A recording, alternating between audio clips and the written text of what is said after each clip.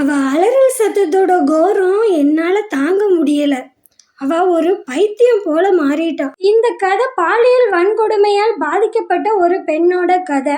இந்த கதையோட ஆசிரியர் லாசா ராமாமிர்தம் அவர்களோட கழுகு அப்படின்ற நாவல்ல இருந்து தான் நான் உங்களுக்கு இந்த கதையை எடுத்துட்டு வந்திருக்கேன். இந்த கதை ஒரு நாவல் அப்படின்றதுனால நான் எந்த அளவுக்கு சுருக்க முடியுமோ அந்த அளவுக்கு சுருக்கி தான் நான் இப்போ எடுத்துட்டு வந்திருக்கேன்.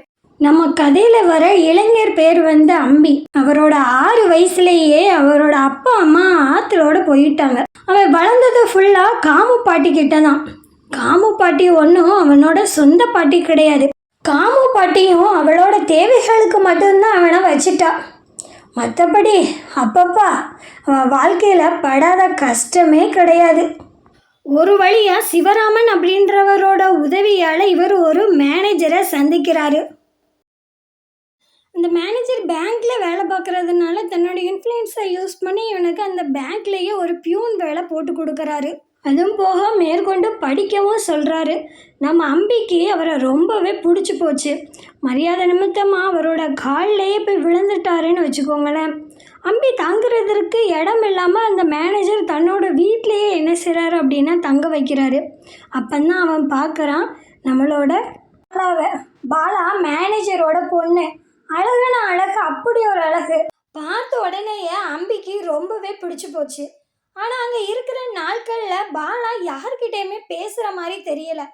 ஏன் அவங்க அப்பா கிட்ட கூட பேசுகிற மாதிரி தெரியலை. ஆனால் அந்த வீட்டுக்குள்ளே ஏதோ ஒரு மர்மம் இருக்குது அப்படின்றது மட்டும் அம்பிக்கு தெரிய வருது.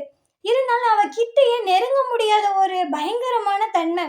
அது வந்து அன்பா, காதலா, பயமா, ஆர்வமா என்ன அப்படின்னு தெரியல. எப்பவாவது பாட்டு பாடுற சத்தம் மட்டும்தான் கேட்கும். தவிர பாலாவை பற்றி அம்பிக்கு எந்த ஒரு விஷயமுமே தெரியாது. நாட்களும் நகரு. அம்பிக்கு பாலாவை பிடிச்சிருக்கு அப்படின்ற விஷயம் மேனேஜருக்கு தெரிய வருது. மேனேஜருக்கும் இதில் விருப்பம்தான். நாட்கள் நகர்ந்து போது ஒரு நாள் தோட்டத்தில் நம்ம பாலா பூ பறிச்சிட்டு இருந்தான். அதை மேலேருந்து பார்த்து அம்பி ரசிச்சுட்டு இருந்தான். இதை பார்த்த மேனேஜர், என்ன அம்பி, நீ வேணா போயிட்டு பாலாக்கு ஹெல்ப் பண்ண கேட்ட மாத்திரம்தான் அம்பி ஓடவே செஞ்சிட்டான். அவன் போன மாத்திரத்தில் கால் தவறி விழுந்தானோ இல்லை தண்ணி பட்டு விழுந்தானோ, நேராக போய் பாலா மேலேயே விழுந்துட்டான். கிரீச் குரல், அது மிருகத்தோட குரலா இல்லை வேற ஏதோ ஒரு பட்சியோட குரலா தெரியல. பாலா அம்பிகிட்ட இருந்து திமிரி தள்ளி 4 அடி ஓடினான். இந்த அலறல் சத்தமும் கோர சத்தத்தையும் அம்பியால் தாங்கிக்கவே முடியலை. அவள் ஒரு பைத்தியம் போல் மாறிட்டா நம்ம பாலா. இவனுக்கு ஒன்றுமே புரியலை. தள்ளிப்போ, அவளை வழி விட்டுரு, அவள் போகட்டும்.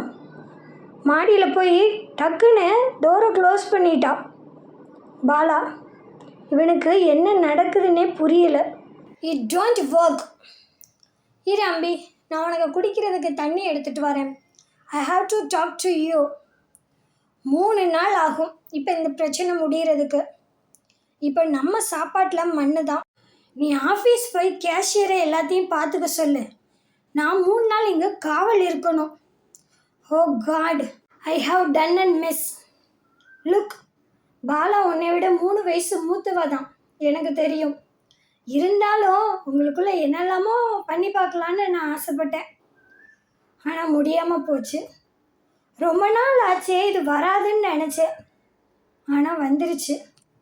சார், நான் எதுவுமே பண்ணலையே சார் அப்படின்னா அம்பி. இந்த கதையோட முடிவை என்னோட அடுத்த பதிவில் நான் போடுறேன். நீங்கள் நினைக்கிற மாதிரி இதோட முடிவு இருக்காது. உங்களை நான் அடுத்த வீடியோவில் சந்திக்கிறேன். மறக்காமல் இந்த வீடியோ பிடிச்சிருந்துச்சுன்னா லைக் பண்ணி சப்ஸ்கிரைப் பண்ணி